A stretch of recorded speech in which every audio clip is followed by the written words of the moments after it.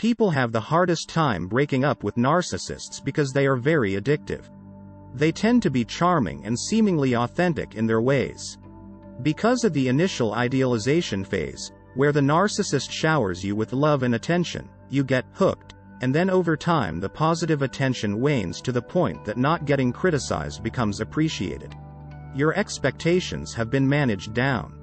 And then they leave. You're devastated. But why? Because the illusion originally presented turned out to be just that, an illusion. Smoke and mirrors, a mirage.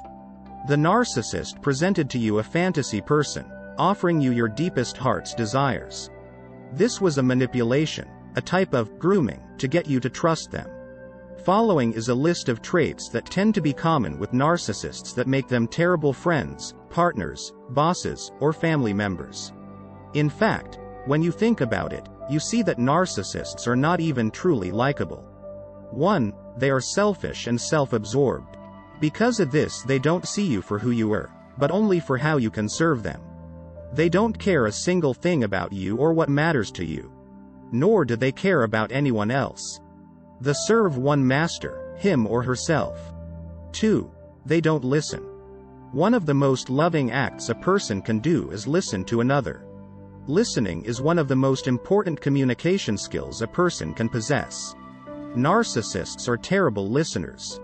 This leaves conversations with them very one-sided and disappointing. 3. They don't value your autonomy. Think of a narcissist as a person who sets the stage and writes the script, and your job is to fulfill a role in his or her play. If you step out of your role, you will pay dearly. The harsh truth is that you, as an individual, are irrelevant to them. 4. They are utilitarian. This means they use people for their purposes. An analogy for this is that you are a tool in the narcissist's toolbox. He or she doesn't always need a screwdriver. If you're not meeting the current needs of the narcissist, then you really are of no use and will most likely be treated as such. 5. Narcissists are rude. Aren't you sick and tired of being treated inconsiderately? Don't you just want to scream when your narcissist bosses you around or acts annoyed by what you say, or when he or she doesn't say excuse me or please or thank you? The list goes on and on of the insensitive comments and behaviors of narcissists. 6. They think in terms of me, not we. It is impossible to work with a narcissist or plan a life with one because he or she only cares about things that impact him, and could not care less about your concerns, wants, or desires. 7. They ignore people's boundaries. You may try to set boundaries with a narcissist, but as you have already discovered, he or she steps right on over them and couldn't care less how it affects you, or anyone else for that matter. 8. Narcissists are ungrateful.